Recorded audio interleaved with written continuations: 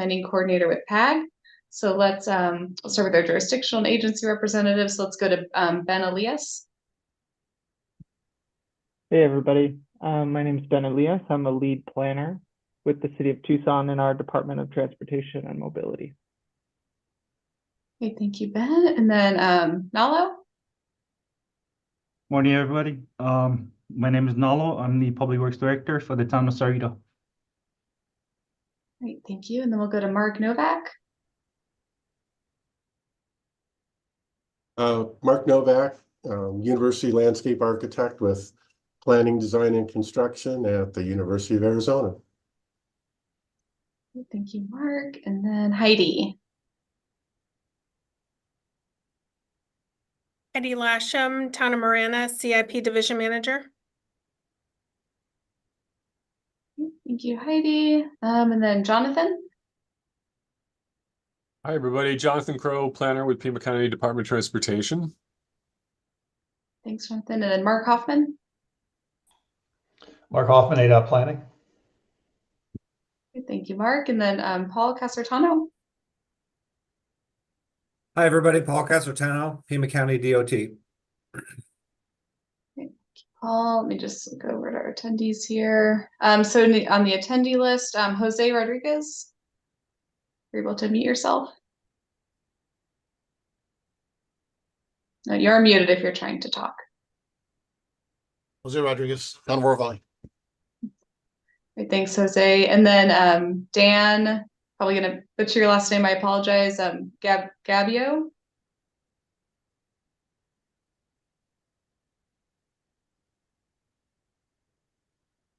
It looks like you were just promoted to a panelist. If you're able to mute yourself real quick, you can go ahead.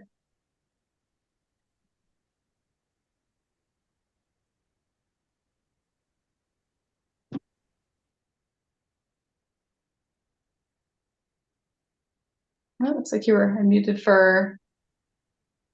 Hey, Okay, Hannah, you're unmuted now. Hi, Hannah. This is Dan. Were you waiting for me? Sorry. Oh yeah, no worries. We can see you and hear you. Sorry. Dan Gabio, Federal Highways. All right, thanks, Dan. All right, and I think that is everyone, our jurisdictional partners, and agency reps. So I'll just go over to the PAG side real quick.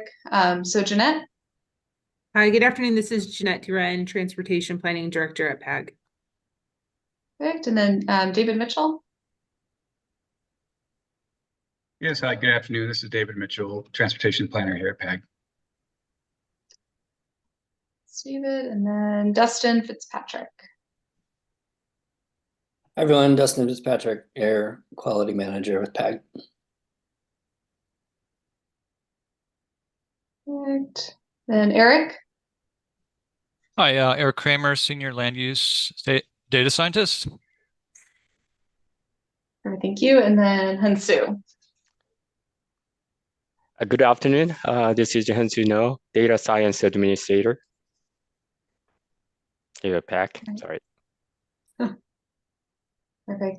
Thanks, Hansu. And then we also have our awesome IT and admin support. If anything should happen during the meeting. So we have Jeff, Crystal, who I think is Isa, maybe under her name, and then Bree as well.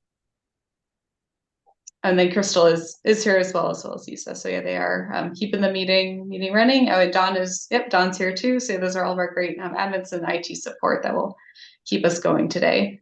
So I don't think I missed anyone. So we can wrap up the introductions. We can go to the second item on the agenda, which is the in-kind form. So I'll just read this really quick. Move my screen so I can see all the words. So regional planning efforts are enhanced by recording time donated by attendees, volunteers, and participants. PAG collects data on the time dedicated to meetings and activities to apply for use as matching funds for grants and federal dollars. So if you are paid with federal dollars, please let us know. And time spent in preparation for this meeting will be estimated by PAG staff who are knowledgeable of the agenda and meeting materials. At the conclusion of this meeting, the session report will automatically calculate your time spent in this meeting. Time spent working on the PAG, RTA initiatives, programs, and special projects may also be eligible for consideration for matching funds. All right, so we can go to the next item. All right, so the next item is the 2055 RMAP performance measures and targets. So I will go ahead and turn it over to Dave Mitchell. And Dave, whenever you're ready for me to pull up your presentation, I can go ahead and do that. Oh, Hannah, yeah, you could go right ahead. Hello, everyone. As you recall, we've been stepping through the target development for the 2055 plan. With the current RMAP, the targets only go out to 2045, and there are 38 performance measures that have targets. Some of them extending the original target for another 10 years seems pretty straightforward, but there are some others through the discussions that we've had through updates in the available data sets and reanalyzing the current trends. I've developed some material to help us get to the next step. And the next step would be to present to TPC a list of draft recommended targets to use as the further development of the RMAP. So the idea is not to say that these are set in stone, but more of the working targets given the present day information. As the plan gets developed, as new information or data sets or requests become available, we can always revisit these targets, and we can do that well before the public involvement period, which will be even another chance for these targets to be revisited through the normal processes. But go ahead, Hannah, to the next slide, and then. And before I advance, can everyone see the slide? Okay. Yeah. I'm able to see it. Okay. Perfect. All right. Very good. So we'll go through these by performance goal category. The first one being system maintenance, and they're listed in alphabetical order by one of the Excel sheets that we work with. So there's no specific reason for the order other than that. But there's three performance measures that have targets in this performance goal category. They're the average age of buses, the condition of all public bridges, and the condition of pavement on federal aid roadways. Staff recommendation is to go ahead and extend all of the targets that were originally adopted, because these are threshold targets that at the time and also today seem reasonable and valuable to really illustrate the degree and of desired condition of the roadway. The statuses of them, the ages of the buses, they fluctuate every year. Every bus gets older, so it kind of ebbs and flows as the city acquires and procures new fleets and retire old buses. So that we seem to be right on pace. So there's in the 7-year lifespan is a good recommended threshold to evaluate that. I'm going to go through these, by the way. If anybody wants to has a question on one specifically, Hannah, if you wouldn't mind, or other staff, if you see a hand get raised, I can't see it that well. But if you see one, please interrupt. We can pause at any moment. But the point is, I'll just go through these, and you can step in whenever. For bridges, our region is performing very well in public bridges. We're actually under, I think, 3% poor for the most recent data. The threshold that we established was to be below 10%. And so we'll just extend that to show that a good portion of our bridges will remain in good condition. Now, thing with bridges is that some will start to fall from fair to poor category. So it'll be important for us to just monitor that, because even though we're performing well now, a 3 years, 5-year difference could certainly start shifting the condition of some of our bridges. So we'll monitor that. And then pavement condition, we're kind of on pace, but that's with a 2-year data lag. As with bridges, as they get aged, and even ones that were repaired within the last 5 to 10 years, those can quickly fall into disrepair. So we'll have to continue to monitor that. The threshold that we had established was have to be below a 20% poor rating. So for these three measures, the targets for 2055, the recommendation then is to TPC would be to extend the target and keep those same thresholds. And I'll pause to see if there's any questions or thoughts for discussion. Hi, Dave. Paul here. Hi, Paul. So related to this, I know in the past that target was kind of used as a basis upon which to develop a planning level cost estimate for pavement improvements to meet or keep that target achievable throughout the life of a long range plan. Have you guys, or will you guys be doing anything related to that? And I ask because I'm noticing that there's been some shifting around with some of the recommendations of the budget within the proposed RMAP list for pavement preservation, the multiple jurisdiction piece. So I'm just curious if that use is going to be applied to determining the size and scale of a regional pavement preservation project that's aimed at meeting that that target. And I guess that would apply to other targets as well. If you don't know at this point, that's totally fine. No, thanks for that. Paul, you've always been very thoughtful and very wide in your approach and inclusive of all angles. So these two topic areas really don't overlap or mesh at the moment. However, should there be a standard set by our asset management staff, and especially if there's been any adopted plans, policies, what have you, that could influence our target, that's something that PAG would be interested in working through, so that the target that we set is reflective, and that would probably come at a later update, obviously, if that wasn't the current drive, but that would be the concept for any of these measures. If there's something now that's conflicting, this is a good time to hash that out. Yeah, and I guess, forgive me because I'm now seeing that you're showing the pavement condition federal aid network. And I think the pavement condition target that I was more familiar with was I forget what the designation was, but it was well beyond just the federal aid network, or rather the national highway system. It was essentially the federally classified network. So everything that's on that functional class. Correct. Yeah, this is a limited roadway selection. It doesn't include a majority of the local roads. The source for this data set is a consistent federal set offered through their annual highway statistics documentation. There's table reference HM-73 that we extract this information from.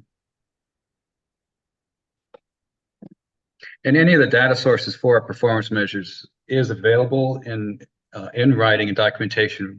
We have a current draft tip report for this upcoming cycle. The TPC contacts have had access to the draft document. So the performance report that's in there is the most recent data and is the influencer for the content of this presentation and our recommended targets. So you could always go back to that report to dig in deeper to any of these performance measures. That document has everything, could be considered the encyclopedia, current through 2024. Hannah, go ahead and advance to the next one if there are no more hands. David, I was just going to ask you a quick. This was with Town of Aurora Valley. Hi, Jose. So the stresses that they're collected for the pavement conditioned, we're talking about the IRI, correct? I mean, we're not looking at pavement condition index, are we? That is correct. It's also only looking at that one specific distressor, only IRI, and there's 3 grades. There's not 5 grades, as you'll sometimes see in different. But yeah, this is for more of a planning level, and now the TAG does have a program that will be collecting all the different type of distressors and roughness type data sets, and that's through our pavement condition contract that we're working through. That many of you are already familiar with that. So we will have access to that data so that the planning level data and the performance measures can live as they are, but we can still advance through our needs through asset management to do those calculations that Paul was mentioning to kind of forecast our preservation needs. All that we'll have access to the data, but that's going to be still another year out before we start getting some results from that. Okay, great. Thanks, Dave. You're welcome. Great, thanks, Hannah. Here's our 13 performance measures for safety. These are related to crashes. The source data comes from ADOT and their Arizona crash information system database. We are behind on everything except for transit crash rate. I'll talk about that in a second. That's a good note to end on. But the rest, our region is in dire straits in terms of even coming close to being on pace to meeting these measures. The thresholds that are the thresholds that were set in 2015 for the 2016 plan still sound to be justifiable to have as an aspirational target. For that, staff recommends that we extend it, even though we are trending in the wrong direction. There's no reason to say that our desire has changed. So we would just continue to carry the reduction, but the baseline would be from where we stand today. So that if we were to forecast that, well, what does that calculate to measure it to numerically? We would use 2023 crash data to figure out that numeric target. Now, the positive that we've seen is with our transit crash rate. I don't have the data to view for all of you, but it is in the report, and you'll see that there was a significant reduction in the amount of crashes with our buses and our streetcars. So that was a big regional improvement. We had been trending in the wrong direction, but have now become on pace with recent data sets. Any questions or discussion? Anna? All right, next slide, please. Not seeing hands. Thank you. And here's our multimodal choices. There's, I can't remember, I want to say 8 or 9 of these performance measures have targets. We'll go through them individually, but with the exception of the 2 that are noted with highlights, the idea is to extend the current target. We're behind pace on several of them, but let's talk about the 2 highlighted ones. So these are our bike facility miles and our transit trips total. So there's some talk to maybe look at those ones there. Actually, the highlighted one for increase by sets, that should be over the pedestrian. I'm sorry for that. The transit trips is not the one of intention. Let me pause and then recollect, and then we'll go through them individually just to make sure there's no confusion. But for bicycle facility miles, the idea is to extend the concept of the target with the same type of growth rate. If you were to do the numeric calculations from baseline to what our 2045 target was, that was an increase of just under 24 miles per year. And so if you expand that out for another 10 years, that would bring the network to rounding up to a target of 2,000 miles of mapped, and we would have more data than just the miles. We'd have PAG maintains a bikeways data set, so we would have data collected for 2,000 miles of our region, and we would apply that same principle if you skip down all the way to the last one, pedestrian facility miles. We would apply that same principle to get up to 1,500 miles for sidewalk data. And that's adding also, coincidentally, 24 miles per year. David, do those figures include the loop mileage? Yes, they do. Yeah, anything that shows up on our bikeways map is factored into this miles calculation. Annually, every 1 to 2 years, PAC does a collection of the bike routes from all of our members, and we use that to update this data set. Sidewalks, however, is another whole different beast. We have some sidewalk data. We're able to capture a lot from the projects that are sponsored through RTA and other PAC funded sources. However, we're lagging in the complete set of sidewalk collection. There is funding identified in the OWP through the CRP funding and through our active transportation plan development. There will be some opportunities in the near future that we will be attempting to collect that data set. So through the RMAP process, it could be found that we already have met that 2045 target. So maybe we would revisit this one if that data becomes available. But at the moment, we're using the best data available to just kind of keep the same growth rate.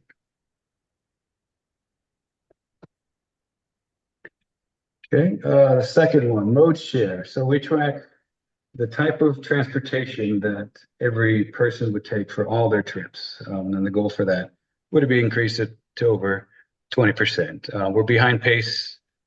A lot of that is still rooted in our community's culture of it's autocentric. Some of the land use patterns also kind of dictate that for a lot of our population.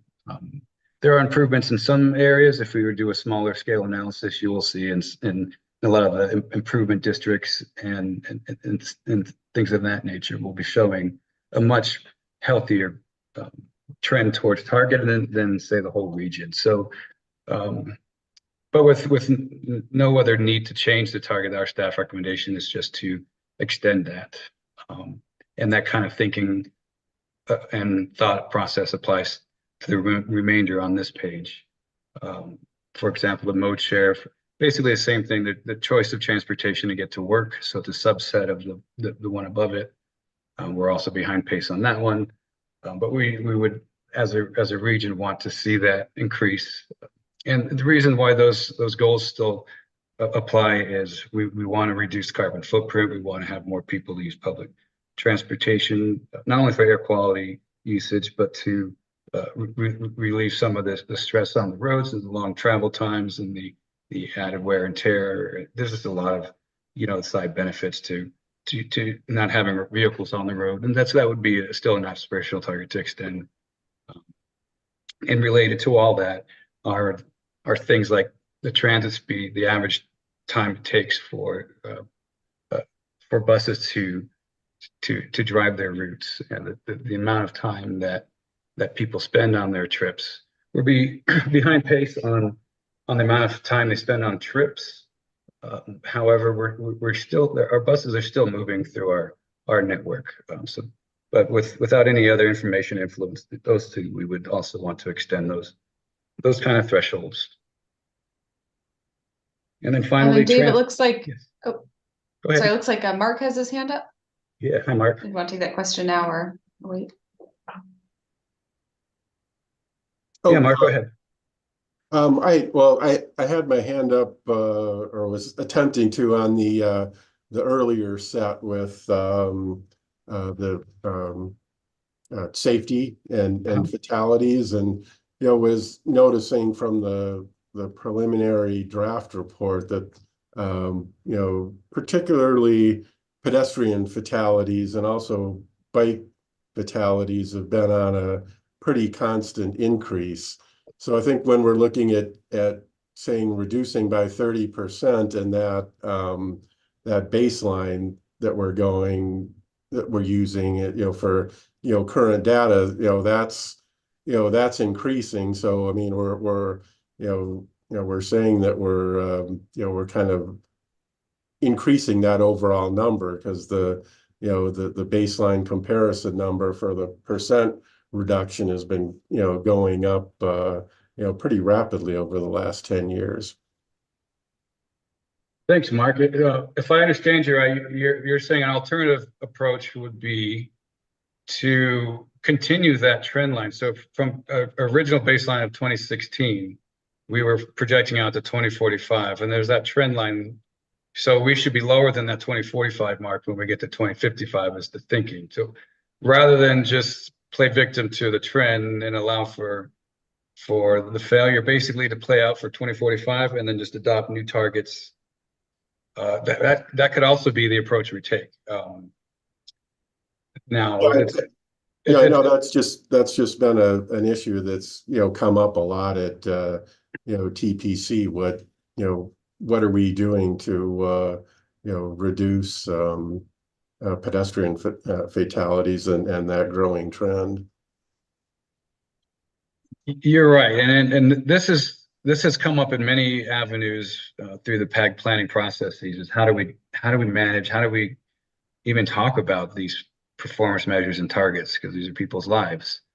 The separation between the performance measures program and the targets and the aspirations of our staffs, of our community leaders, of our electeds, is yes, we are by thought and nature, and it's identified in our PAG safety plan, is that we don't have a vision zero plan, but we are working towards vision Vision Zero and the concept that everybody gets home.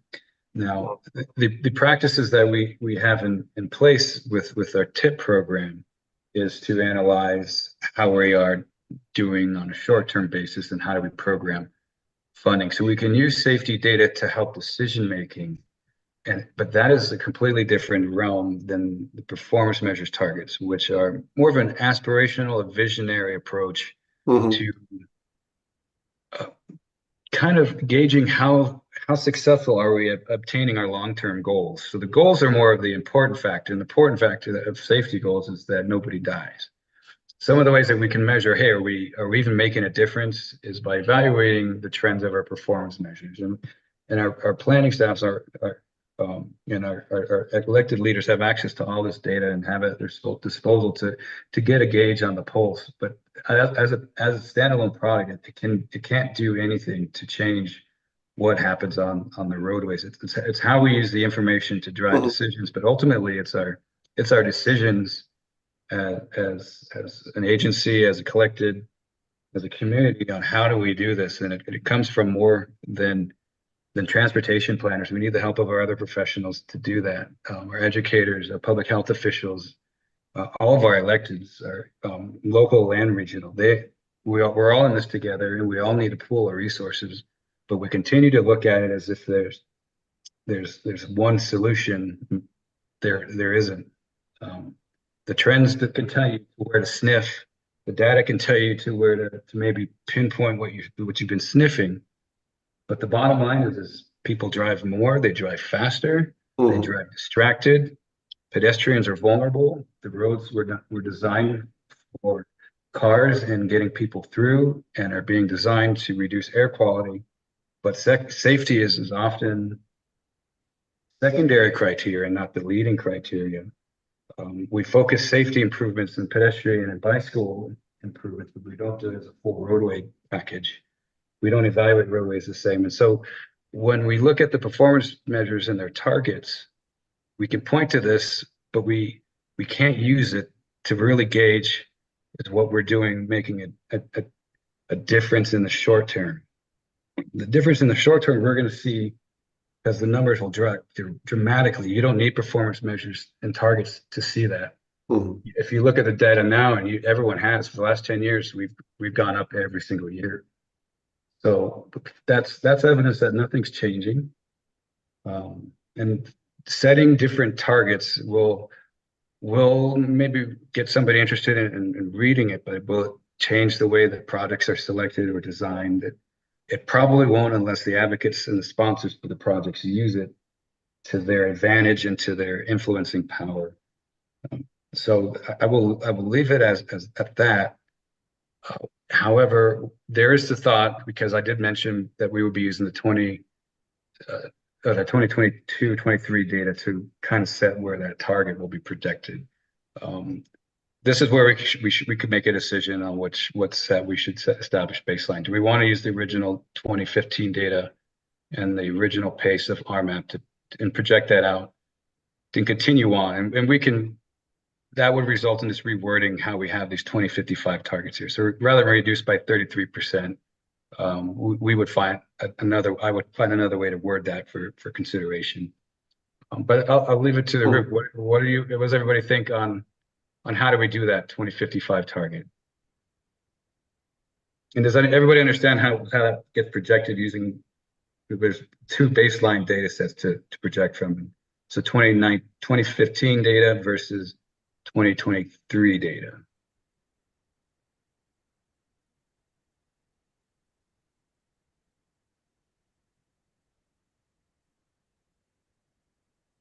Well, we can move forward as it is, and if there's no other, so I'll run that through our staff for further consideration, just to make sure that we consider that right. And I'll talk to my data folks especially, because they have some insight to that, and then you'll be we'll be able to revisit that, whatever our final, if it changes. But at the moment, we'll use the 2023, the most recent data available to project that down.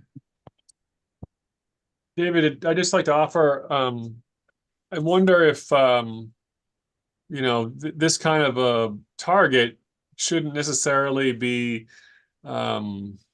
based on data. In other words, it seems to me that this target could be aspirational and maybe reflecting values or policies adopted by the member agencies and not necessarily just reflective of what the data has been historically. I may be off here, but I'm kind of thinking that this necessarily shouldn't be restricted to what the data has shown in the past, and could actually be what we as a community decide is what we want to strive for over the next 20 years. No, I think that's a perfectly fine approach. For that very reason, it helps to get I don't know, there's any reason why we have to use numeric numbers. That's just how we did it, so we could have it graphed. Do you have any suggestions of what a target we could use for any of these measures as an example? Not off the top of my head right now. So these measures, for example, are all 5-year averages. They're not individual years. So perhaps we can look at, say, an average or a reduction over every 5-year rolling period. There's ways we can look at that. So rather than capture numeric reduction, it just calculates a desired direction of change without a specific threshold. That's a possibility. That's an approach. I mean, I think the range of options here are from 0 to 100. So in communities that have established Vision Zero policies and directions, they are, in my understanding, aspiring to have 0 fatalities, for example. So I think if we were such a community, then I think our target would be, reduce to 0 all fatalities if that were the case. So I think our options are not limited to, slicing and dicing the numbers, but as to what the policies and the direction would be of the member jurisdictions as to what they think is their policy. And we don't really have a Vision Zero or anything comparable to that regionally, but I think with the county's Safe Streets for All grant that we're going to be initiating this year, that's going to be an opportunity for Pima County and the partner agencies within the region to establish such a policy that would then go to the elected officials at all the member agencies to establish something like a Vision Zero policy or something close to that. So I just want to put it out there that the number could be, we're not going to change anything, or we're going to change everything, and it's somewhere in between that we're probably going to land. That's a great idea. Yeah, and you pointed out that we don't currently have, and that's a statement of PAG doesn't have a Vision Zero plan. I'm not sure if the city ever formally adopted one, but there's been a lot of that practice built in terminology into some of the policies and plans, including the PAG safety plan. And the way we have it worded there might be the way we use it for our target, and that is to have reductions or drive to 0, reduce the numbers until they're 0. So it's a little bit more descriptive of a Vision Zero concept than just saying have annual reductions or periodic reductions. There's an end goal of 0, and we have to have constant reductions. It's kind of if that's the spirit of the target, I could certainly make that change if I have the support of the rest of this group. And then I'll let you think on that for a second, but as a side note, in order to get a Vision Zero plan, that would probably have to be a regional council request of our staff. It could come through member recommendation or request, but it's not as clear and straightforward to have a plan in place for that. Certainly not for this early development of the RMAP targets, the 2055 targets. So what does everyone think? Should we kind of change the spirit, or not spirit, but drive that spirit to closer what our values are in terms of driving it to 0 specifically?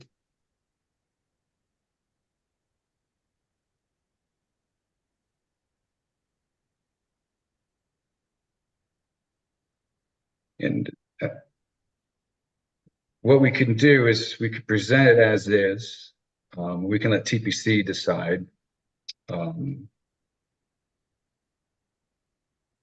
then if there's ever any clarification, we can always decide on which data set to use. We don't publish the specific data in with the plan as far as what the target would be. So whatever we go through in the development process, if it's not going to carry on a number, we can always update these numbers at any moment. Yeah, because I mean, I think the issue is how do we, raise this as a more important issue within the plan? Because if we look at these target numbers, 2045, reduced by 33%, same thing in 2055, it really doesn't tell about, the baseline data in those areas, which has been, rapidly growing, between those time periods. And there's no recognition of that. You can kind of look at this and say, yeah, it's a concern, but, we're doing okay. We're going to keep doing the same thing, when the reality is it's it's really a growing problem that needs to be addressed. I mean, realistically, if we can even get to a situation where we're initially flattening that growth curve, and then looking at some decrease, but it's just I don't know, it's just a means within this to identify the importance of that that issue in the overall plan, and and how we get to where we want to be, and realize what the situation has been. Recently it's been getting consistently worse. It's not like it's been a flat situation. Yeah, that's rooted in the problems that we have with this performance measures package. It's not where any of us want to be. And there's even, I wouldn't say that there's not support for the types of targets and the aspirational targets, but the reality of the way that some will look at data, is that the trend and other supporting data sets is that we're growing as a population, where we're driving more. So to see an increase in numbers is not a surprising statistic just from growth principles. It's the fact that it's somebody's life is what makes it kind of tricky, is that we don't want that desired change. And even though we have more people and we're driving more, we still want it to be safer. And a flat line by nature would then show that even despite the fact that we're growing and driving more, we're still able to keep that from influencing the growth of fatalities or crashes. Even is a statement of itself, and we wouldn't see that in the data. And the question will always be is how can we use performance measures data as a planning tool to drive those numbers down? How and are they alone even part of the whole story for evaluating the success of a project? Because you can have a very well-designed road that was funded well, that had a great thought process brought to it, but because of the actual way the road gets used, the desired performance isn't getting seen out of it. It's tough, because you have to question, can you evaluate that project to be a success? Though all the engineering principles and design standards will say it was done to perfection. So it's a weird realm with performance measures and crash data. So maybe this is something where we can always propose a to be determined target, but with that, it's going to be our responsibility then to step through that in this working group. And it's going to rely on perhaps other factors and even approval to get these, to have that type of discussion. But we're the ones to influence on where this direction comes. And if that's what we want to take, we can for now leave this as a to be determined. And we can document some of the reasons why the concerns exist. Would that be what this group recommends we do? Or do I have support more for just kind of carry on and let that more organically work itself out? That type of discussion would live in PAG's Transportation Systems and Safety Subcommittee. So that's an official subcommittee of TPC. But we would, they would probably want some involvement from members who aren't on that regular meeting from this group to sit in with that, to be kind of a liaison or to kind of step through what we would just do as to step through this target development.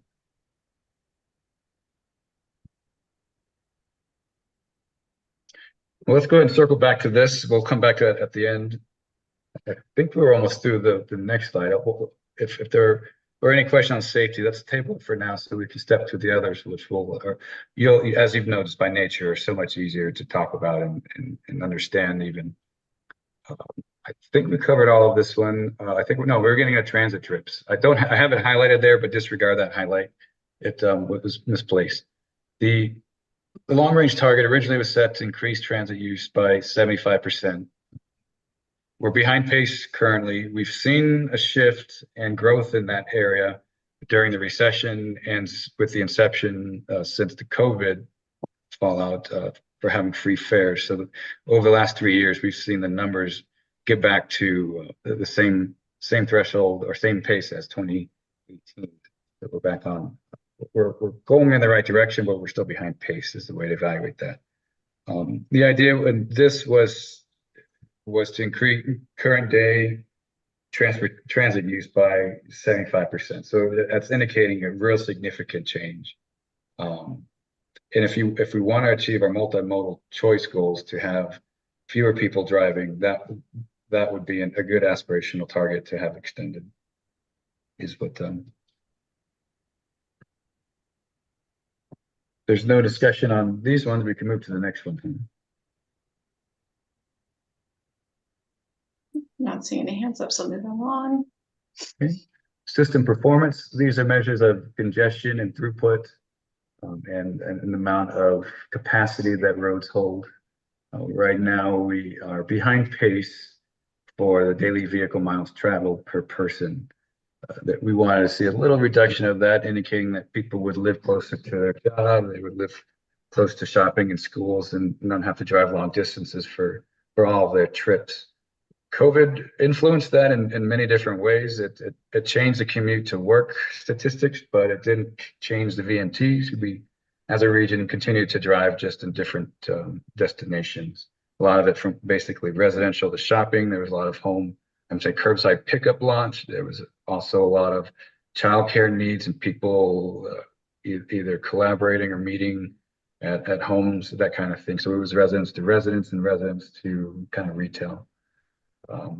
Especially since Arizona opened up in our region, our stores opened a lot quicker than some of the others. We recommend just to extend the current target to have a similar effect on reduction, is just to have some sort of indicator that we're not driving as much per capita. The travel time index, that is just a measure of travel time versus expected travel time. Basically, we want to see a slow increase in that. The higher the number is, the more time it would take for your regular travel trips. So that kind of trips will always by default. Trip times will take longer through population growth and roads becoming more used. So that's where we see that. And also, since we're driving more, driving more miles, that means that our travel times would also be increasing. We're on pace there. We experience very minimal congestion outside of peak hours, so that weighs heavily on this measure. We recommend to just extend the current target. Vehicle hours traveled per capita is very related to the daily VMT per capita. We wanted some sort of indicators that we were driving less. So this is small reduction was the target. We are behind pace on that because we are driving more.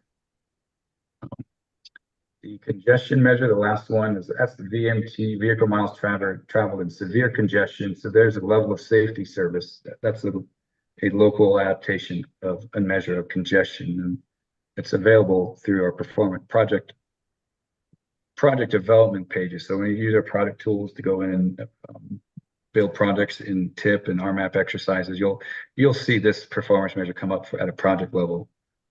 But as a region, we're performing pretty well. Our congestion happens at intersections, and it happens during rush hour, and it happens during like incidents such as crashes, emergencies, and construction. So we, as a region, we perform very well as an overall network for peak hour because of that at 1.8. We're on pace, but the last couple cycles we've been trending away.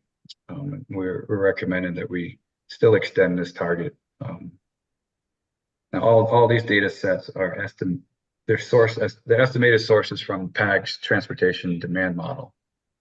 So data sets that we feed into that create the profile to run the model and then output these statistics. So there may be some fluctuation based on model output variation, but the data pretty much suggests that we can still extend those targets. Any discussion on those? Yeah, Dave, it looks like Heidi has her hand up. Yes. Hello, Heidi. Hi, I just had a question. So you were saying all of this comes out of the model, but is this realistic? I mean, do you really see the trends going down? I mean, especially like I can speak for Marana with the amount of housing that's going up. I can't see your trip times going down at all. We don't have a lot of transit out here. So, I mean, for us at least, it doesn't look like these will be attainable as much for our area. Yeah, certainly thank you, Heidi, for that thought. And you're right, there's always the question of how realistic and obtainable are these targets. And then there's the baggage that carries along it. These are meant to be aspirational to kind of show the desired impact or the desired type of change that we see. From smaller views, and especially in our rural communities where the drive to work specifically is a lot longer than those who live more central to Tucson and some of the activity centers. So yeah, we're going to see the drive times and such, especially with the way our land use is going. Now with long range targets, it's important to know that there could be an event that drives the desired change within a 5 or 10 year window. In perspective, the highway system is still under 75 years old, and we've seen so much change in that. We're already talking about autonomous vehicles and how to get things connected. So these are long range. They're meant to be aspirational. We can use the thought process of obtainable and reachable targets to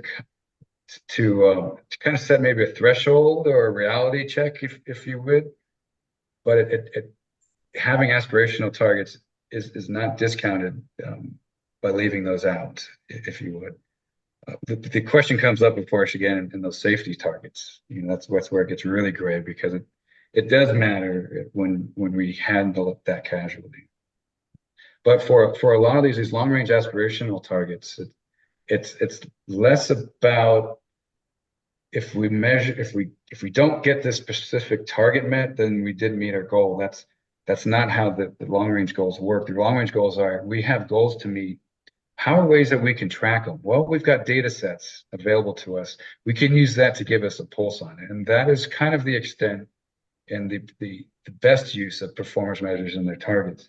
If we want to see the desired change, for example, RTA projects, we have another type of performance measure. Those are like bus pullouts. Those are traffic or push button cross signals, like honk signals.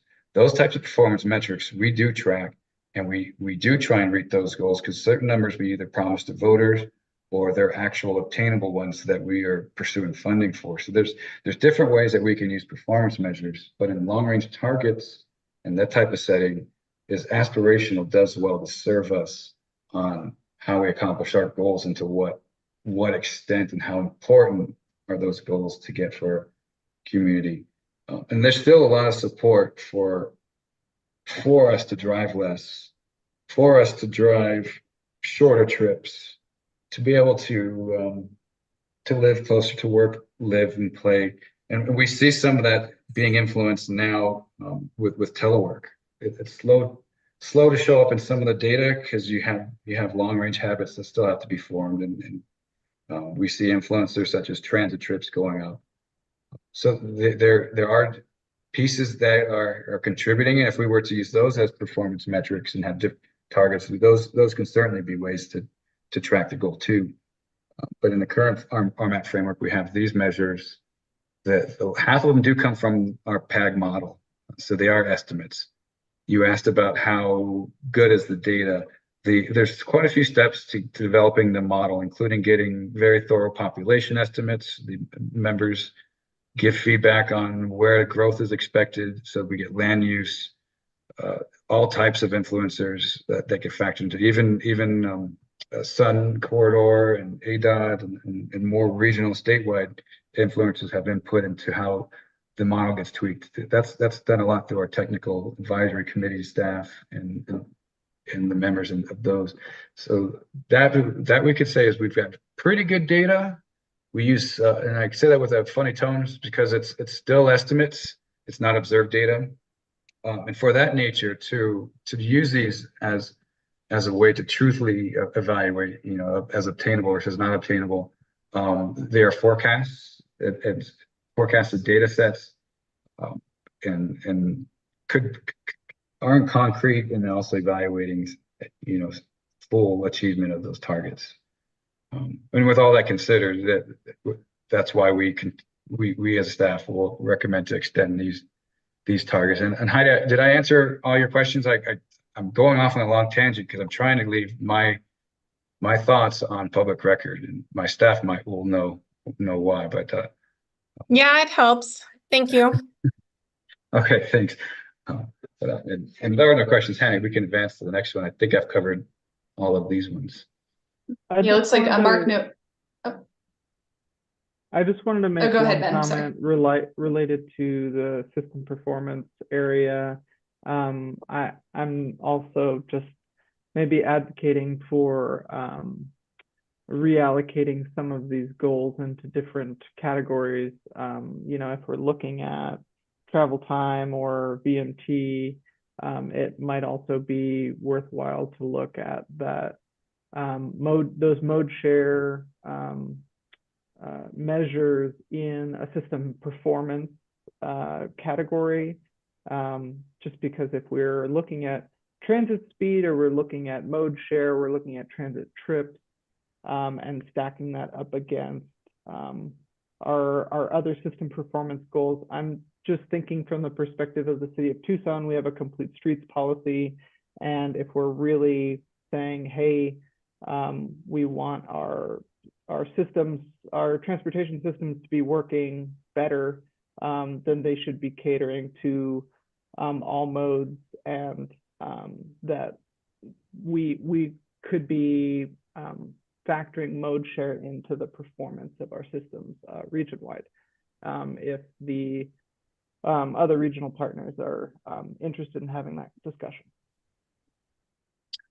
That's a good thought, Ben. And there will even be some that will say that these should fall under air quality because they're related to pollutants and whatnot. The less we drive, the less we idle or sit in congestion, the less we'll be polluting. So the way that they're structured, and it's kind of defined through the description of the RMAP goals. The multimodal choices was one kind of created by PAG staff and other partners during the development stages of the first RMAP. The system performance category is one that Federal Highways uses, and they use it for congestion and CMP performance measures packages. So before there was the FAST Act and MAP 21, PAG and other NPOs had requirements to track congestion management related performance measures. PAG has a congestion management process. And through that, our first set of performance measures was created. And from that, we were, when we created the original RMAP, everything aligned because we were trying to align with the federal rollout of their performance measures program, the one that we call FAST Act. So within that vision, if you were to compare ours with the federal one, you'll see there's a lot of similarities in what the goal area names are. Multimodal choices was the one that we created as a region. It's not one in federal highways, but we use that one to track the types of modes for transportation, especially for public transportation and alternative choices to automobile traffic. So that was the impetus of the goal and the drives behind that, which didn't necessarily include how long people sat in the cars if they chose to drive, and the related effects when people do use transit. That is more of how is the roadway working from a statistical standpoint, whereas the multimodal choices is how is our community utilizing the roadway for their transportation choices. And those are defined very, very explicitly in not only the goals, but the strategies to accomplish those goals. And that's the reason why they're currently arranged as they are. As just as an explanation, and probably would be staff support. It is my recommendation is to keep them as they are for such. But I hear, because that's the term from managing the performance measures dashboard and all the data set is bouncing. You use a lot of the same data sets to go in and evaluate these different performance measures and metrics.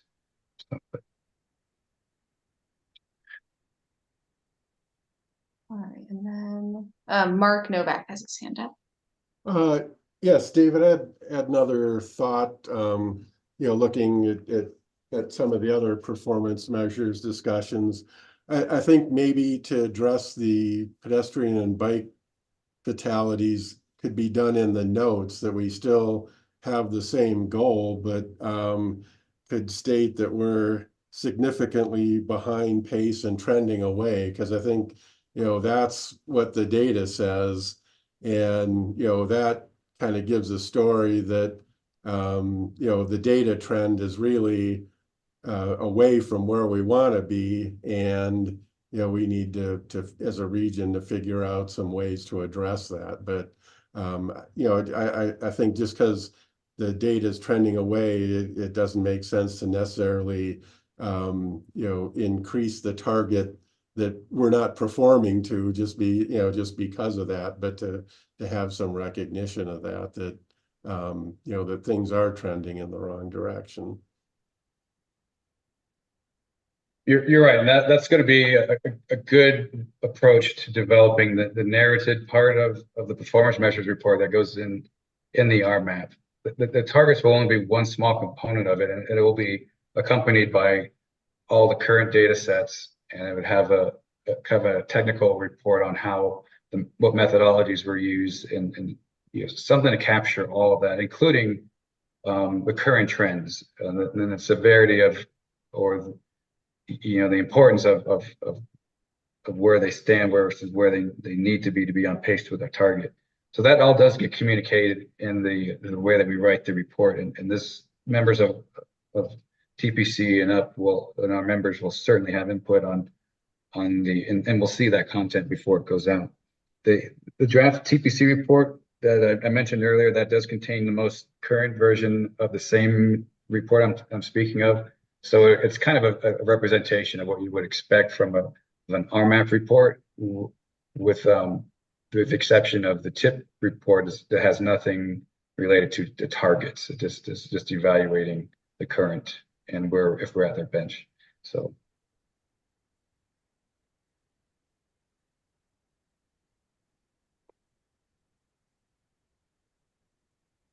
And if I'm not mistaken, Hannah, you did send out a copy of the link to that draft TIP report in previous correspondence the last week or so, right?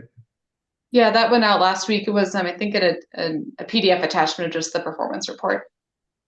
Gotcha. And I think at the moment that's only being made available to our members for review before it goes out for public review. Is that correct? Yeah.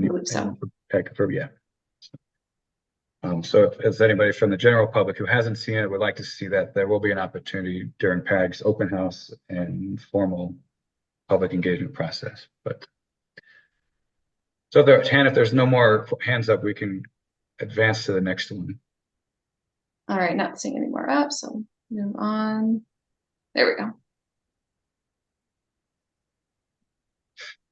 Okay, now these are environmental stewardship. That's it's an incorporated category which also deals with animal and wildlife crossings. But as far as performance targets, we have only strictly air quality ones. On-road greenhouse gas emissions. I'm going to table that for a second. We'll go through the other ones. So the 5 remaining ones. These are 5 weekday averages, if you would, for that the entire roadway network would experience in 5 different pollutants. Carbon monoxide, nitrous oxide, PM10 and PM2.5. Those are particles, that's very small particles. And then there's VOC emissions, volatile organic compounds. So these are all different outputs that vehicles, given their exhaust, their brakes, just by using roadways, kicking up dust and what have you. These are calculated using the MOVES model. MOVES is a federal highways recognized, an EPA recognized way of estimating air pollutants from automobile usage. We use the output from our transportation demand model to give the vehicle miles traveled, and we use ADOT vehicle registration data to kind of help form these estimates. We're on pace for these pollutants. However, on the 2,4 PMs, part of the particulate matters, we're recommending we change the wording of it to be more consistent with the RIA2 planning area, and to kind of express what current levels means, because that was left pretty vague in the original plan, and it makes it hard for moving forward with other targets. So currently we have very low values of these levels. We're less than what we're recommending for the targets, but for the PM particulate matter 10, we're recommending that we stay within a slow growth rate, and a slow growth rate would still keep us under a 1.5. We're kind of in the 1.1, 1.2 metric tons per weekday for that category. And the same thinking for the particulate matters 2.5. I think it's microns. Those are, if we stay at the very slow growth of that, will be at 0.5 metric tons.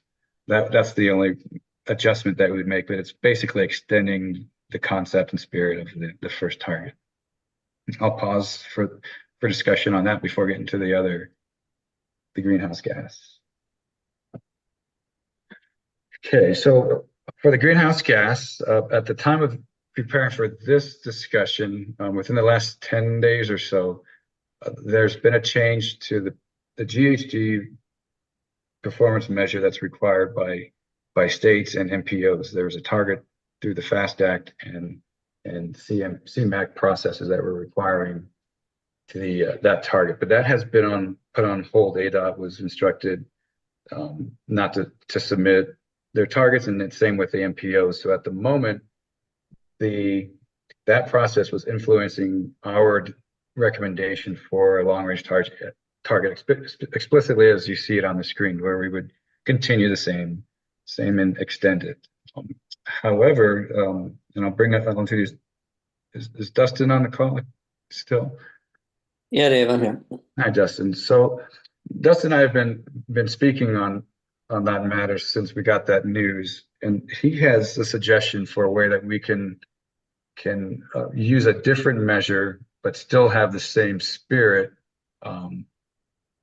as the original performance measure. So we would be changing on-road greenhouse gas emissions to a new metric, and then we would have the same type of desired long-range change. And Dustin, would you mind getting into that some, please?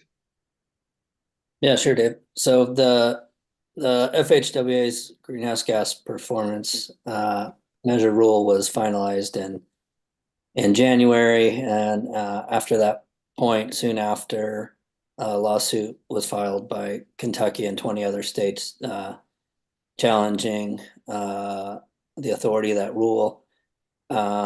At that time, the states were required to submit an initial target for declining tailpipe CO2 emissions on the NHS by February 1st. After that challenge, it was extended out the deadline to March 29th, and as I'm sure Mr. Gabio and Hoffman are aware of. Shortly before that, on I think March 27th, there was a district court in Texas that ruled that FHWA acted without congressional authorization in implementing that rule. The basis, to sum it up, the judge had said the authority granted from Congress permits FHWA to create measures to assess pavement conditions, bridge conditions, and the performance of the interstate system at NHS. This rule was going to be put into that performance category, not into the air emissions category. So they essentially said that the performance is limited to infrastructure's effectiveness in facilitating travel, commerce, and national defense, not environmental outputs of vehicles using the system. So that rule's on hold. What that rule is going to do is require the states to use their fuel sales annually. So for gasoline and diesel, times an emission factor per gallon for each of those, and then you'd come up with your total million metric tons emitted on the national highway system.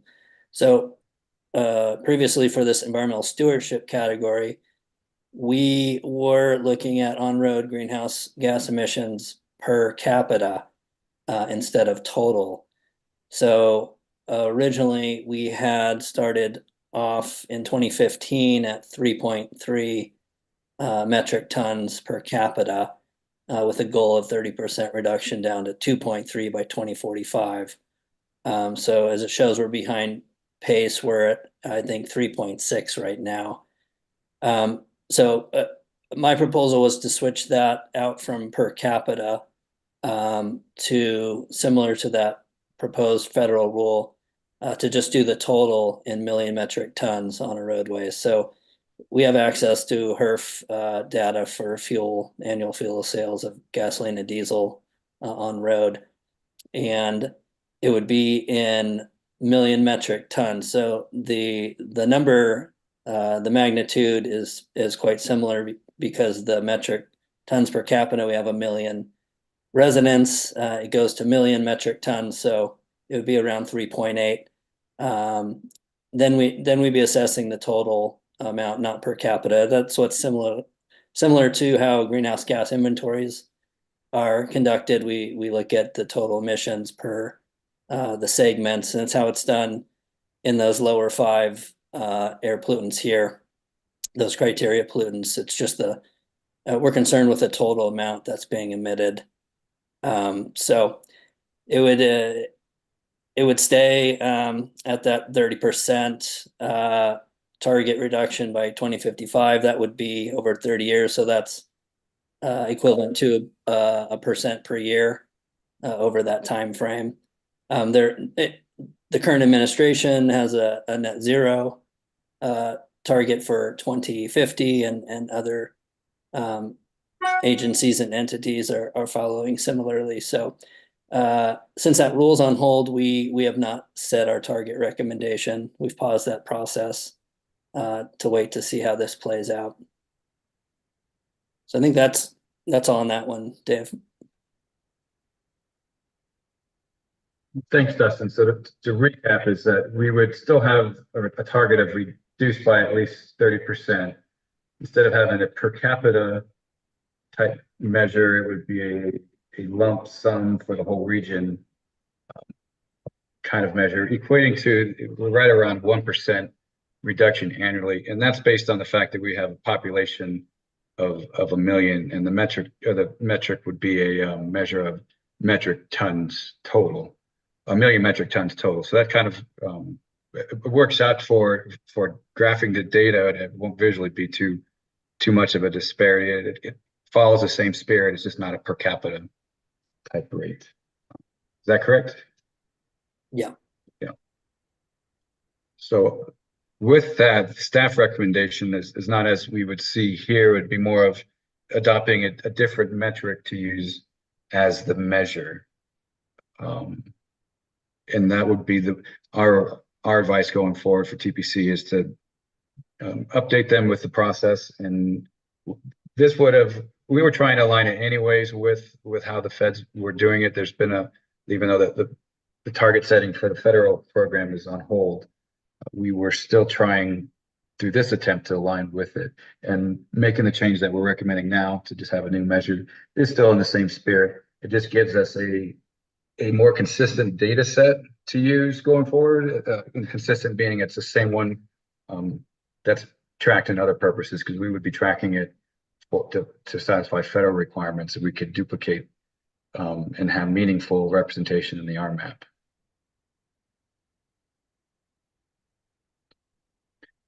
If there is no discussion on that, that will be how we'll present it to TPC. Okay, Hannah, I think we're on our last one then. There are no others. I don't see any hands up, so all right, here we go. Great. So this is our land use and transportation category. This goal is speaking to the ability for people to get to live near. I'm sorry. It's to gauge how much accessibility as people have to housing and jobs based on transportation and mobility needs. We on all of these targets we're behind pace. They're very aspirational. They're very closely related to multimodal choices, and the fact that this is the success of these measures is accompanied by development for density. Some examples would be transit-oriented development, infill, developing within recognized funding districts such as the city's IID or Rio Nuevo. So all those will contribute to the success of these measures.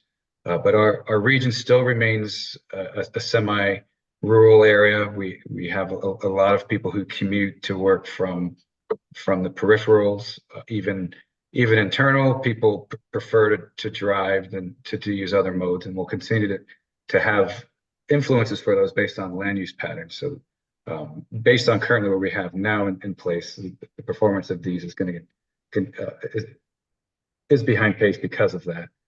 And there has been nothing to shift it.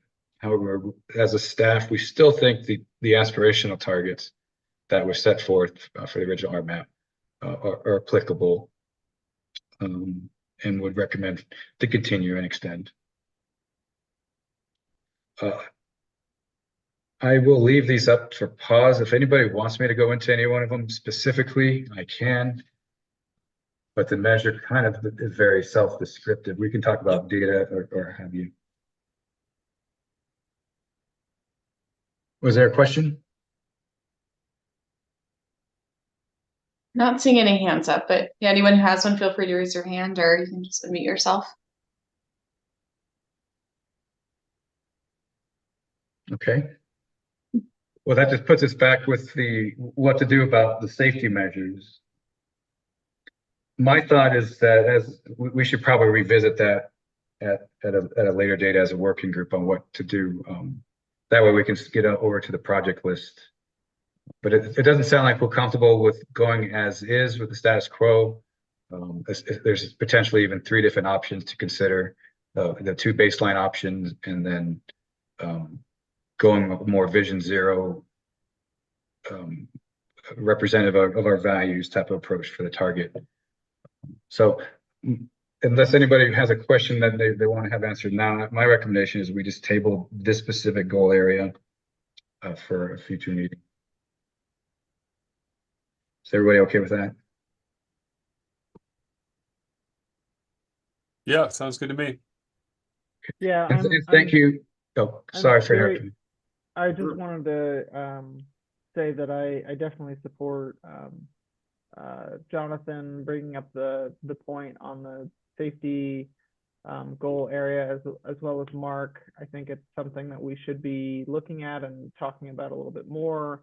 And if it's not directly tying to our decision making when it comes to programming and project selection, then I think we should be moving in that direction. So certainly supportive of taking a little bit more time and circling back around to look at those safety targets.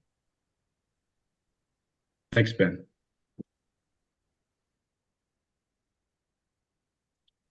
Well, okay, I will work with our staff to see how if we want to move some of them through to TPC to look at, or if we'll just wait till we figure out the safety. But stay tuned on how we manage that. Yes, so thanks a lot, Hannah. I'll turn it back over to you. All right, thanks, Dave. Thanks, everyone. And stop sharing my screen. So under this agenda item, I'm going to hand it over to, I think it's Eric Kramer. I think you're going to be presenting on the ABM update. So feel free to share your screen if you have your presentation, and we can jump into that. All right. It's not ABM per se, it's more RMAP data, but let me share my screen here. All right. Okay, well, welcome everybody. Good afternoon. I'm going to talk about what we're doing with the RMAP data inputs. We are Eric, I'm sorry to interrupt. Are you sharing your screen? I did. Okay, I can't see it on my end. Okay. I don't know if I'm the only one. If anybody. Yeah, no, I can't see it. I can't either. Okay, all right. Can people see it now? There we go. Yes. Okay, all right. Let me just get this out of the way. Oh, come on. All right. So every 4 years we have to update our data for the land use model. And in the RMAP process, what happens is the land use model takes a forecast of population and employment and allocates those numbers down to parcel level by every 5 year increments over the horizon of the RMAP. And from there, that gives a notion about how many people are living, where they're living, and how many jobs, where the jobs are located, and things like that. So that feeds into the travel demand model. So where these things get allocated has an impact on what we see in the travel demand and how we are able to forecast demand on the roads and plan for improvements and things of that nature. So right now we are updating basically two components, what we call known projects, which are in the short term things that development projects or housing projects, things that are going to be happening in the near term, the next 5 years, next 10 years, maybe even longer if that's known, but typically things that are in the pipeline. And those are important in the sense that we can allocate based on known projects, and those will go to a specific location, right? And they will have priority in the model. So those are the first things that will go. Secondarily, we have a density table for our land use designations. And for each of our 6 employment sectors and residential, for each of those, we'll have a sort of like a target density. So if we allocate to a piece of land, we know more or less what would be the build out density of that piece of land for any particular employment sector or residential. But though that density table is used in a more like if we don't have any information, then we have to go with the model's best guess as to where things are likely to be happening. And we have a set of parameters that we develop to determine what those probabilities are. And so the third thing I'm talking about, residential capacity, is just sort of a related to the combination of the density table and known projects on the existing map where we have vacant developable land, and I'll show some maps of that. And then finally, we'll talk about our current timeline of the model development, the land use model. Okay, so known projects. So what happens is we look at our previous data sets and we determine what has been built, what is currently there. Have there been any canceled projects, postponed, abandoned?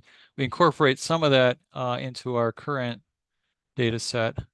But we also, we look to the news, we look, we ask for data from the jurisdictions if they know. Of course, they are closer to these things than we are, so we rely on that. And then from there, we look to, from these projects, to estimate the number of jobs by sector, the number of housing units, and then also the year, that is also factored into it. So what would be the phasing of a project? So we geocode and map these, and we also review them in consultation with the jurisdictions. So things like we would have a worksheet that has the name of the project, the estimated year of completion, and then we have the model year when it would be allocated by the model, number of jobs in each of the different sectors, number of housing units, if they're housing units, also things like what TAZ they're in, lat long, and any additional notes. And then once we've gone through that process of giving of setting up the next the current data, we will go and review that again with the jurisdictions and allow for corrections and additions. And we've already gone through the initial part. We will soon be going and showing the jurisdictions and asking for additional critiques and additions on their side. And one thing to note here is that we have these control totals, which are the forecasts. So for housing and employment, and as always, they have priority. So there could be situations where a jurisdiction has allocated, or either through known projects, especially known projects, they may have more projects than capacity in the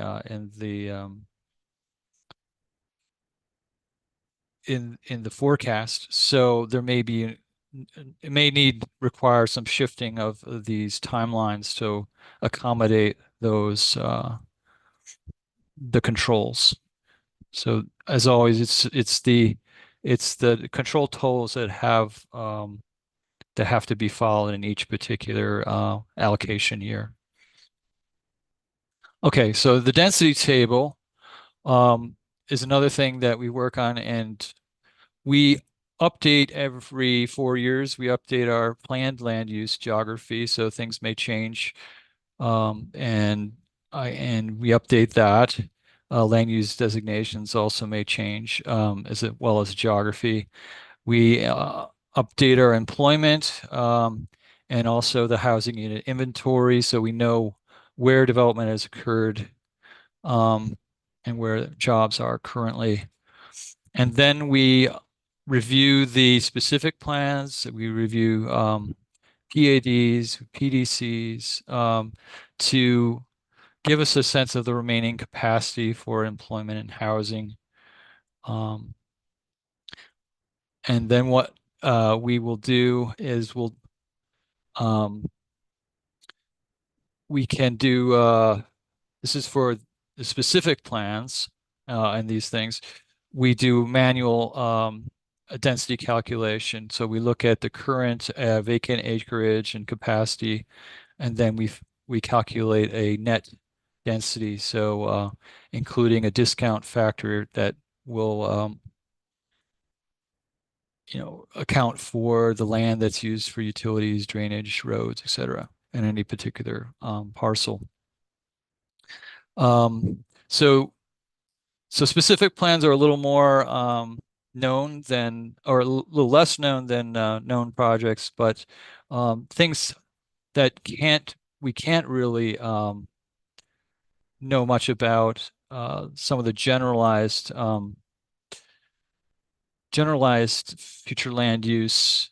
We have to do a kind of a pattern analysis. So we take a sample density calculation for these other land use designations that are not part of the specific plans, and then we overlay those with parcels and the planned land use, and then also in current employment and housing. We remove the undevelopable lands, and then we sample these areas that have contiguous collections of parcels that have the same land use designation that meet our meet our development threshold, that at least 75% would be built or be developed. So to give a sense of what would be close to build out density. And then once we've done that, we have a series of cross tabulations that allow us to create an average sample density for each of those growth sectors by a future land use designation. And if you'd like to hear more details about this, we have a separate PopTech presentation that we can distribute if you'd like. And then we have the output of this would be density values by sector of those 6 sectors plus residential, by jurisdiction, and land use designation. And then once we've done that, we will also review that with the jurisdictions, and these values can be modified as well. And then just as a kind of maybe part of the review, we could look at residual capacity. So that would be for any land that is vacant, developable, or redevelopable. We were looking at redevelopment as well as, for example, in the infill incentive district, and as well some particular land use designations we consider redevelopable. So for any vacant, developable, or redevelopable land, we look at the total number of housing jobs or housing units that could be developed in that area, minus any existing ones that would be from redevelopment. And then we could map that capacity into normalized intervals, so jobs or housing units per acre. So it's residual capacity is really a measure of potential, not projected or expected future growth. So the model allocates growth, but it's not only on the residual capacity. Again, we're looking at the suitability or the preference that goes into making a suitability for development. So things like distance to existing types of infrastructure, proximity to urban areas, accessibility, accessibility to jobs, things of that sense. And then those in turn are assigned different weights in the model according to what is preferred. So here are some examples. This is, move this, can I move this? There you go. So this is all employment. This is in Marana. So this is residual capacity. In some areas, you'll see the yellowish areas. Huh. Okay. Oh, there you go. Those have no capacity, that maybe because they're built out already. The areas that have no allocation or are in the gray, they may be undevelopable, or this areas are undevelopable because they're washes or they are environmental concerns. So here's some other examples. So you have residual capacity for all employment, and this is Oro Valley. So you have certain areas that have, whoops, you know, our focus of employment centers, and then there's also the residential where there's existing capacity in Oro Valley, although that's quickly being gobbled up. Here's Sarita, a capacity for service jobs, and then total capacity for residential on the right. This is the city of Tucson. Again, the Southlands is and also along I-10 are have a lot of capacity for industrial jobs. And then on the right is residential. And there are some areas in the redevelopment areas along some of the major corridors, north, south, east, west, that have high residual capacity. But the Hamp area has a lot of capacity as well. And then no capacity in the Southlands generally. South Tucson, again, industrial jobs. These are just examples. And then on the right is residential. Eric, do you mind going back one slide just for a sec? Sure.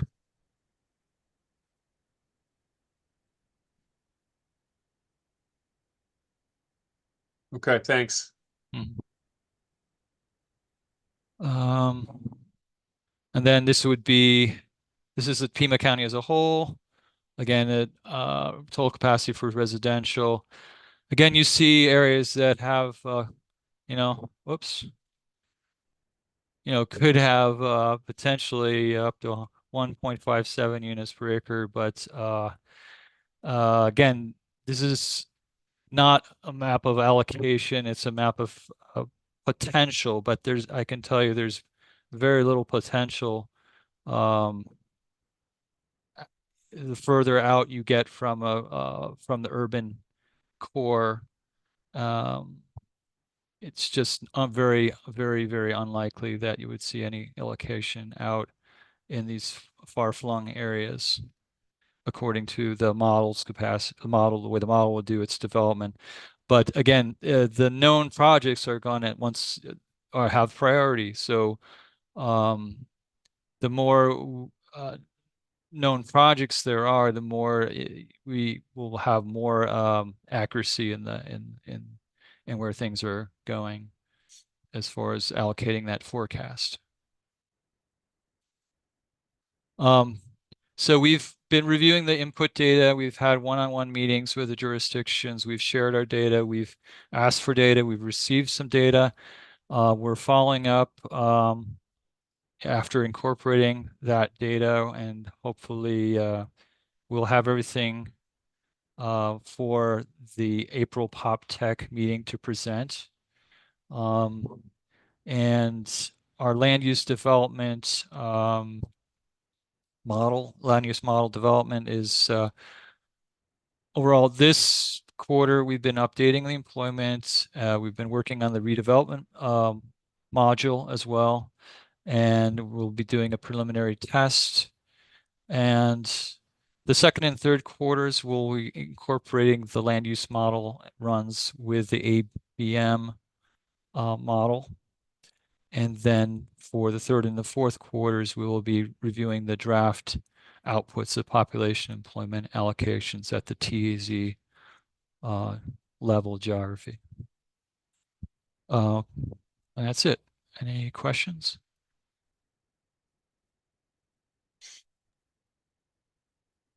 If there are any questions, feel free to raise your hand, or you can just unmute and jump in.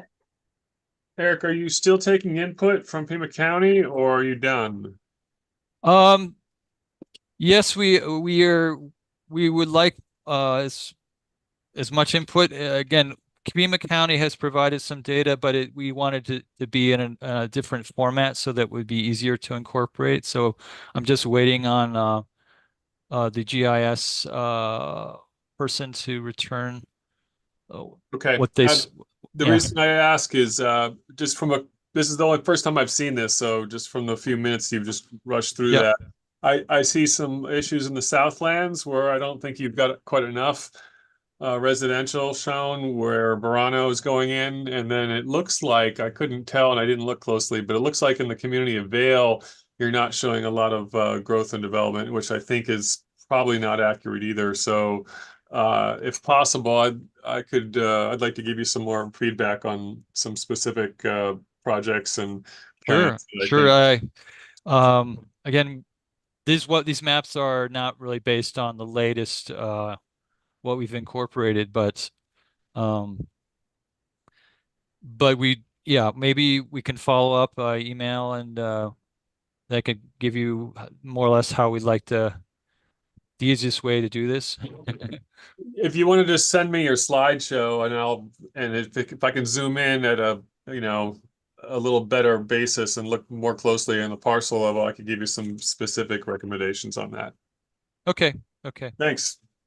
Just in case, this is Hansuno, and regarding the data is the building permit Verano and the other area, and all those building permit data is up to date, and the 2023 data is the permit data is actually just the collected and from just the development services and the color. And so we actually just those what and Eric just shown here is not the kind of just the old like information, just the parcel level. And but yeah, so if you have any additional just questions, and we can address that. And but all those in the data, especially for the building permit data, is actually and kind of just up to date. Yeah, we can share that information just separately, just the all and our just the data and the how to use data if you are interested.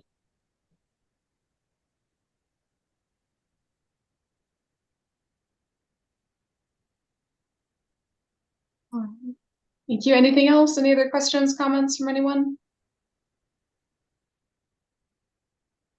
All right, seeing none. All right, thanks so much, Eric and Hansu. All right, so with that, in the time we have left, we'll go to our third agenda item, which is fourth agenda item, which is the 2055 RMAP project list. So a couple documents were sent out earlier today before the meeting. One was a document that we've brought, I think, to the last couple meetings, a list of potential recommendations. So that's been updated just based on previous feedback from this meeting. So I think I'm going to go ahead and start with that. So just give me 1 second here, and I will share my screen and kind of walk you through the updates and where we're looking for some additional feedback.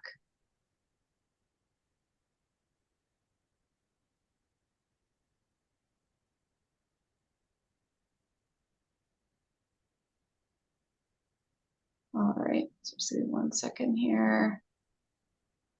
All right, can everyone see that spreadsheet? Yes. Yes. All right, thank you. Just move things around between my two screens.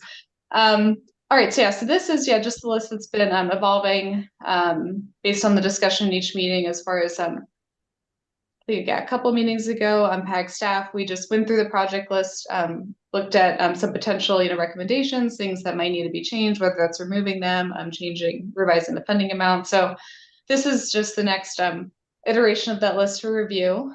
So a lot of it hasn't changed. I think what we're looking for, whether it happens as part of this discussion or as any follow up email, is just any we can incorporate these changes into the the proposed committed project list, which I'll talk about next.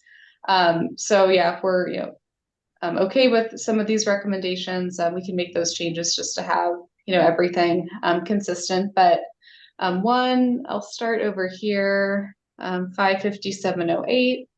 That is the non-regional roadways throughout the region, jurisdictional discretion for local roads. So that was discussed at the February meeting, just revising the title to just jurisdictional discretion for roadways throughout the region to remove the focus on local roads. So this was one, the funding amount has stayed the same from when it was put into the Project Explorer. So yeah, this hasn't changed in a while. So I think we're looking for, any. I told you about the other. Oh, Heidi, could you I'm please waiting mute on. yourself? Thank you. Yeah, so this we would be looking for, any thoughts about updating this number. That was a discussion about updating that funding that happened at the last meeting. And then this next one down here, this is 355.03, commuter incentives for alternative transportation. Ben, I hope you don't mind if I put you on the spot here in a second. Yeah, Ben provided some information at the last meeting. We had talked about e-bikes, e-bike rebates as a potential incentive, because currently this is it's a PAG program. This is a cash, I think it was, cash incentives, which we don't do that anymore.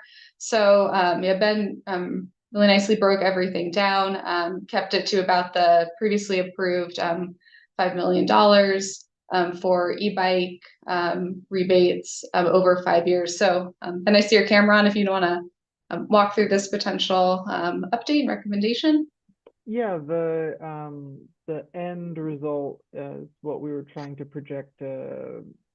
It would probably be a little over the current allocation of 5 million to, we adjusted for 5.68 million, but it could serve a similar goal than the previous project, which was commuter incentives for alternative transportation.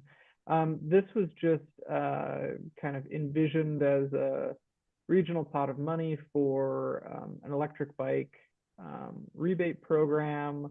I'm drawing from about 150 programs throughout North America, and those are all from different levels, local, city, county, statewide programs that have different funding levels, but I tried to pull from best practices, and those programs have seen a great amount of success and a lot of adoption to push some folks that might be driving on during the regular course of their commute, but instead, with shifting them towards a electric bike, they are contributing to mode shift and reducing congestion. So that might be in the interest of the entire region.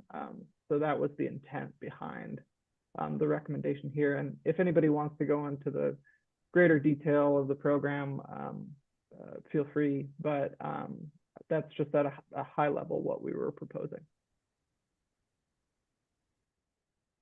All right, thank you, Ben. And yeah, thanks for providing those numbers information. At this juncture, I know you haven't had a whole lot of time to review this list, but were there any questions, thoughts, comments on the this 355.03 project for commuter incentives?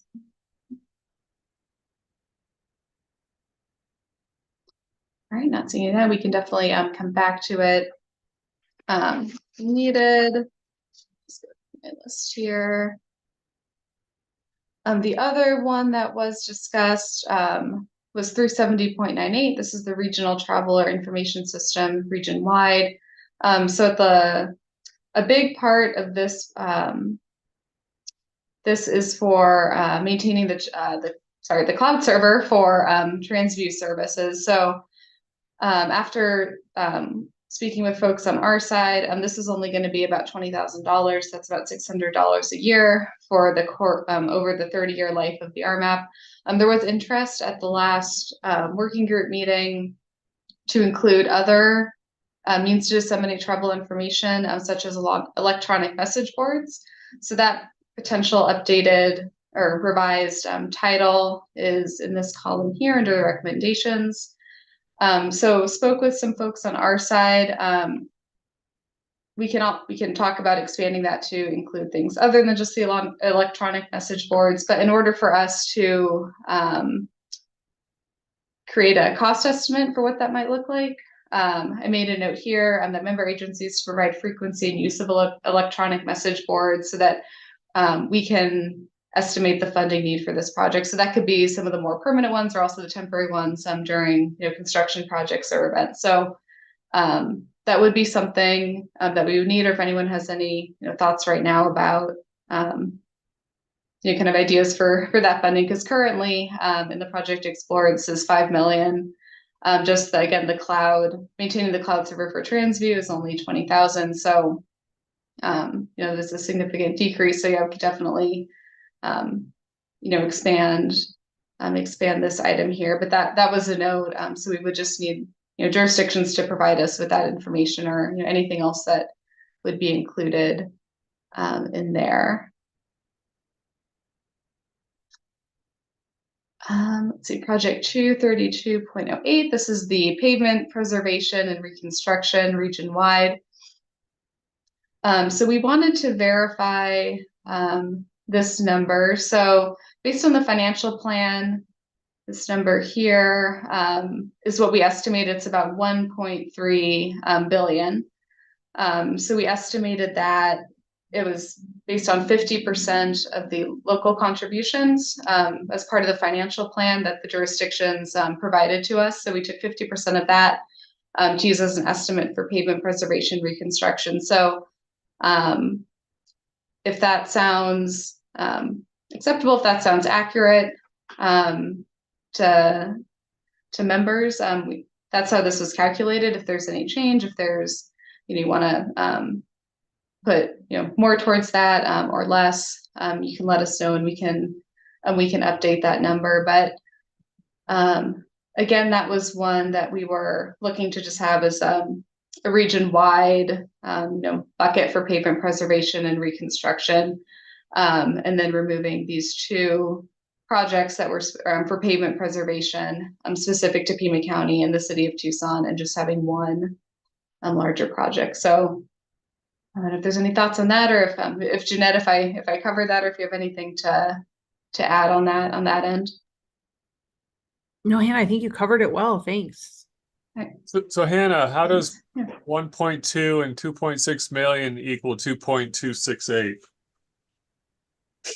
We have some questions about the dollars amount, and we can get back to you offline on that one. But the total that you've proposed looks small to us.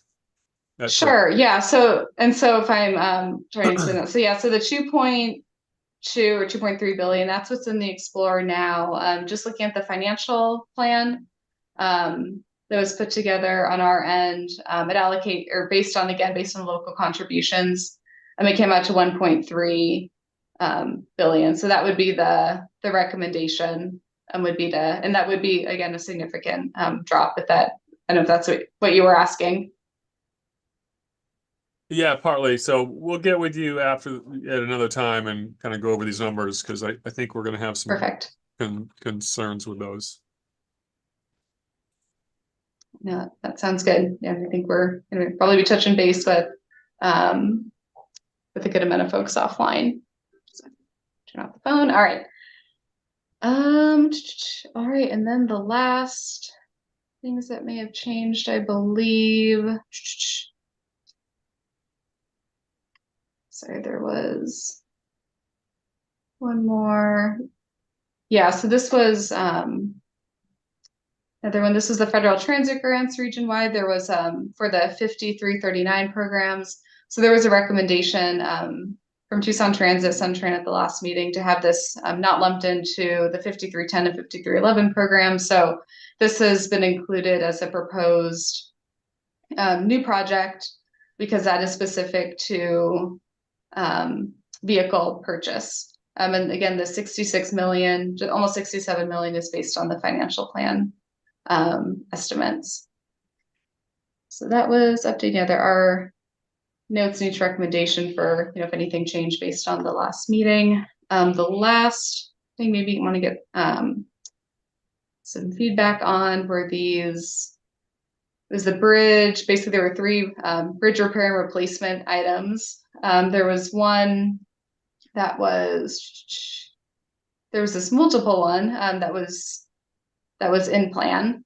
And then there were these two, both from Pima County and the city of Tucson, so it's 62.18 and 10.18 that were both reserved. So our recommendation would be to just keep the this 202.98 project, that's the multiple bridge improvement project, and have the funding increase, reallocate some of the funding and increase this from 75 million to 150 million. And potentially remove the two reserve projects. So those, I think those were the last ones that really, if there's any thoughts or feedback right now. But again, take a look at this. Let me know your thoughts, and we can incorporate these recommendations if it's acceptable into the committed. Proposed committed project list and update that. So again, Jeanette, if there's anything you needed to add or anything I missed, feel free. No, I think you covered everything, Hannah. But yeah, I mean, a lot of this is, fresh for some of you. So please, of course, take a look and let us know what you think as we continue to refine these recommendations.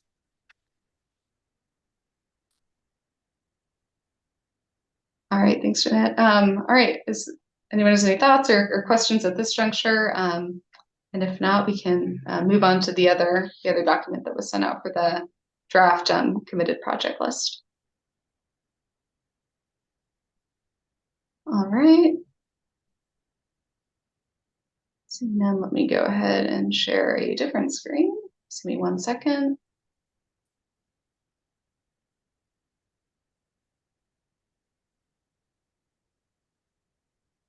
All right, can everyone see the new spreadsheet? All right. So this again was sent out earlier today. So at the last working group meeting, we shared a list of projects that we're calling, as you'll see it in the Explorer, proposed committed. So these are projects that either have committed funding, ADOT projects that are linked to the preliminary, or projects that are in the preliminary draft of the proposed TIP, since that's pretty far along in the process. Transit maintenance and operations, federally required transit, any deferred RTA projects as well. So those are in this list. I didn't notate kind of the line where things where there's some new information. So that would be 685.03. So basically everything from 96.23, RMAP ID 96.23, down to the end of the list. That's probably the last third or quarter of the list. We went back through the project list and looked at, other projects that also had funding allocated, or just projects that would be, good to have as a parent project for future TIP projects. So yeah, all those notes are in this far right column here. An example of that would be 20.18, multimodal mobility and safety enhancements region-wide. This was one that we flagged as, valuable to have as a parent project for future TIP projects. So, there are, made some notes in there, basically why they were included in the list. But again, yeah, everything from basically from 96.23 down would be additions from the last meeting. And we also met with ADOT last week, went through their in-plan projects, and also new projects. There were a number of projects that were moved to reserve. So those were, taken off and reduced the cost. So basically what we're looking at for all of these projects, again, this is a preliminary draft. It totals 13.6 billion. We do have slightly revised estimates for the financial plan, and those are coming in at about 16.5 billion, just up a little bit from the 16.2 that we had originally anticipated. So I know, again, you didn't have a lot of time to review this list when it was sent out, but if there's any, thoughts, questions, Jeanette, if you have anything to add, I think the Sonoran corridor was one to maybe take a closer look at, just because that is $600 million. So that's a big chunk. So figuring if we want to allocate that all within this part of the RMAP, but it's an ADOT project, or basically take a closer look at that funding. But yeah, Jeanette, if there's anything I missed, feel free. Yeah, no, I think that was the one I was going to also highlight is Sonoran Corridor, and how much we wanted to allocate in this RMAP project list towards that one project. I know it was something that we pondered the last go around with the RMAP as well. We know that to build the whole Sonoran Corridor, it's going to be significantly more than that. But there's no real timing right now to say that $600 million worth of that project, or the full $1 billion plus amount for that project, is going to take place by 2055. So I wanted to put that on the table, and I know we're pretty much out of time, but I wanted to see if any of you had any thoughts on that project specifically that you'd like to share with the group.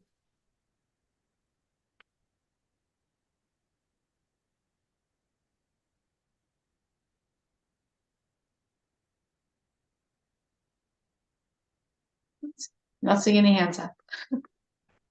And I did pose this question to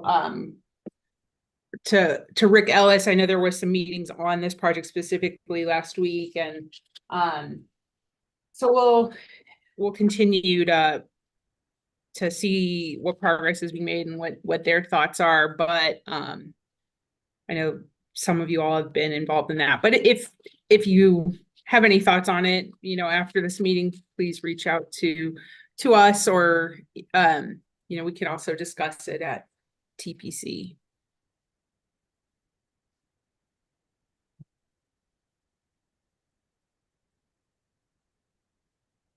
I know you're pondering it, Jonathan. I can see.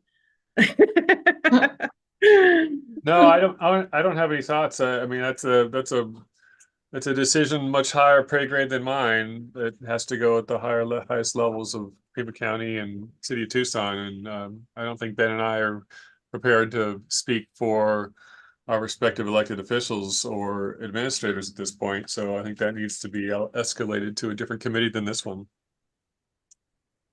Okay. I'm happy to give you guys that authority, but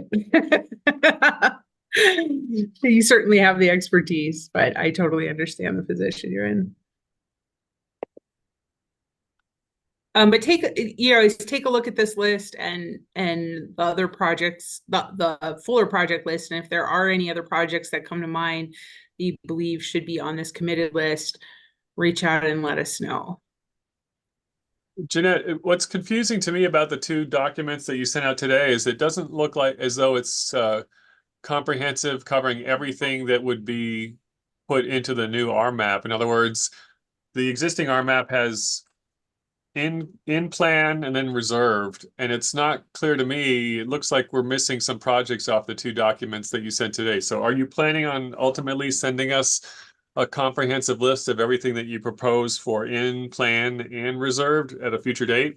Yes, yes. This is the first, what we're talking about by committed projects is projects that we already know have money on the table to deliver those projects. They're either in the TIP, they're part of a transit program, they're part of ADOT's program.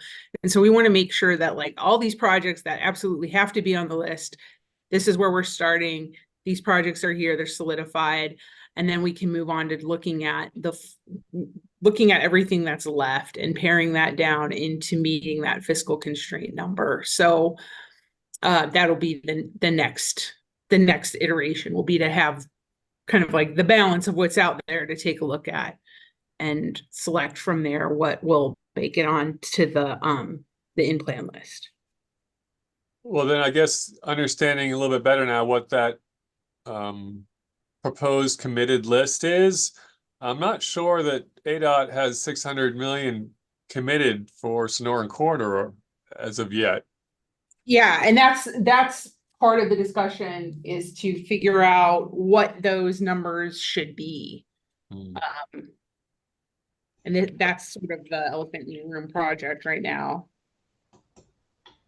Yeah, and Jeanette, and just following up, there's a couple other ADOT projects. The way you described that, I wouldn't really consider committed. They're not. I mean, they are identified in an implementation plan, but they are, funding has not been committed in a TIP or ADOT's construction program. Mm-hmm. So they're just, my understanding, they're in plan over the life of the RMAP, but not necessarily committed at this point. Okay. The way you described it, if I understood correctly. So. Yeah.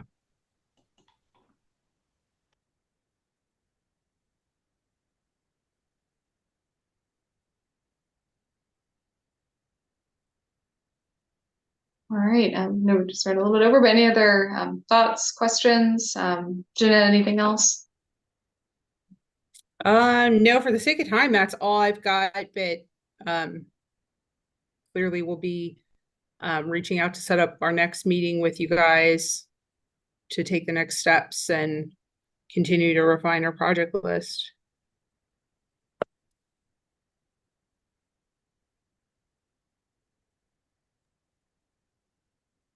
And that's all we have. And we do have TPC next week. I know some of you participate in that.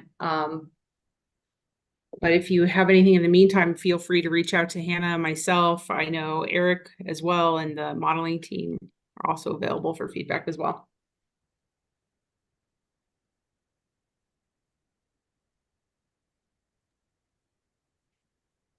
Thank you. All right. We can go ahead and adjourn. So thanks so much, everyone. Really appreciate the time, and thank you for making the time to attend the meeting. Thank you. Thanks. Thanks. Thank you. Thank you. Thanks, everyone.